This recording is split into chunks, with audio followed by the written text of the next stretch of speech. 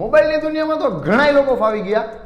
ચાલો બાળકો, રજા લ્યો, તમારા પપ્પા આવી ગયા. ઘણાય લોકો એમ કહે કે આઈફોન વપરાય ને ઘણાય લોકો એમ કહે કે સેમસંગ વપરાય. પણ આજે હું તમને કહીશ તમારે હકીકતમાં કયો ફોન વપરાય, આઈફોન કે સેમસંગ. ઘણા લોકો એમ કહે કે આઈફોન લેવો હોય ને તો કાં તો કિડની વેચવાની અને કાં તો જિંદગીભરના ઈએમઆઈ. સાલા કિડની નિકાલ लिया है बे.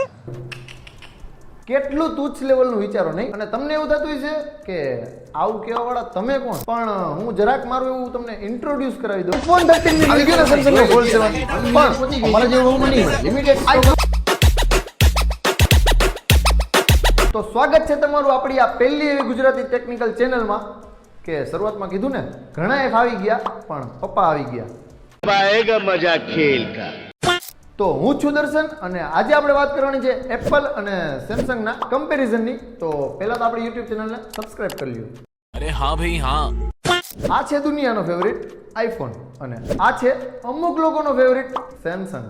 આ છે આઈફોન 15 પ્રો મેક્સ, આ છે સેમસંગ S23 અલ્ટ્રા. કેમેરા પોઈન્ટની વાત કરતો ને તો સેમસંગ વાળા કદાચ 200 મેગાપિક્સલ નહીં 2000 મેગાપિક્સલનો કેમેરો કાઢી લે ને તો આઈફોન ને તો ના જ પોગાય, કારણ કે બાપ તો બાપ કહેવાય.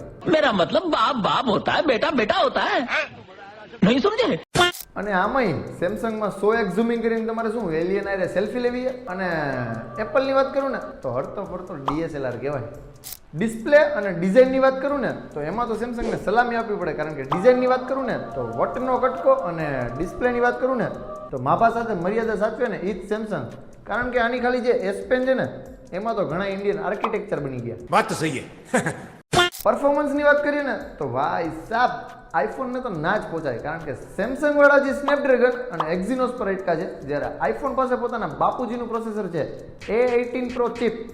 એટલે વાયરસના નામે કીડી તો શું કીડો પણ ના કરી શકે. અને જો તમને ગેમ રમવાનો અથવા તો એડિટિંગ કરવાનો શોખ હોય તો Apple is the best. Battery બેકઅપમાં થોડુંક કેવડાવશે, એમાં ના નહીં.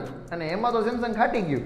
અને આમાંય હાથી પાડો કઈ નાની માના ખેલ નથી. અને સેમસંગનું કામકાજ ઓનલાઈન મળેલી ગર્લફ્રેન્ડ જેવું હોય, ક્યારે દગો થઈ દે ને એનું કાંઈ નક્કી નહીં. બંનેના સ્ક્રીન પ્રોટેક્શનની વાત કરું ને તો બંનેમાં કોર્નિંગ ગોરિલા ગ્લાસ છે, એટલે એમાં તો ઉપાધિ નથી. અને જો કદાચ ઉપાધિ આવે તો સમજવાનું કે તમારા કર્મમાં ક્યાંક કાળા કામ થયા છે. અને સાચું કહું ને ભાઈ, ખોટું નહીં લગાડતા, સેમસંગ અંગૂઠા છાપ જ વાપરે, કારણ કે આમાં વારે વારે ફિંગરપ્રિન્ટ મારવી પડે. જ્યારે એપલની વાત કરું ને એપલની સામું જુઓ અને તમારા ઈશારા ઉપર નાચે ને તો જ.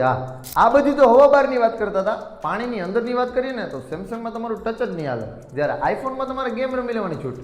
અને આ બધું તમારા રિસ્ક બરો ભાઈ, આમાં કાંઈ થાય તો મારી જવાબદારી નહીં. હવે તમને વાત કરી દઉં જેની તમે આતુરતાથી રાહ જોઈ રહ્યા હતા, આના પ્રાઇઝની. સેમસંગનું જ્યારે લોન્ચિંગ હોય ને ત્યારે ફર્સ્ટ ડેમાં તમને ડિસ્કાઉન્ટ સાથે મળી જશે, અને જ્યારે આઈફોનનું લોન્ચિંગ હોય ને ત્યારે તમને 10 દિવસ સુધી ફોનમાં પણ નહીં મળે. બહુ કંઈ ફરક નથી, બસ ખાલી ક્વોન્ટિટી ક્વોલિટી મેટર કરે. અને એવી જ રીતે રિસેલ વેલ્યુમાં પણ તમને ખબર જ હશે સેમસંગ કરતાં આઈફોનની વેલ્યુ વધારે છે. અને હા, જાતા જાતા તમને એક વાત કહી દઉં, આ તો રહી રહીને યાદ આવી. તમારા જ ગ્રુપમાં અને તમે જ આઈફોન વાળાને જ કહેશો કે ભાઈ મારો ફોટો ક્લિક કરતો. गजब बेइज्जती है. અને જો તમે સેમસંગ યુઝર હોય તો આઈફોન વાળાને શું કહેશો, અને આઈફોન યુઝર હોય તો સેમસંગ વાળાને શું કહેશો, એ ખાલી જરાક નીચે કોમેન્ટ કરી દેજો. અને જો વિડીયો ગમ્યો હોય ને તો લાઈક કરી દેજો.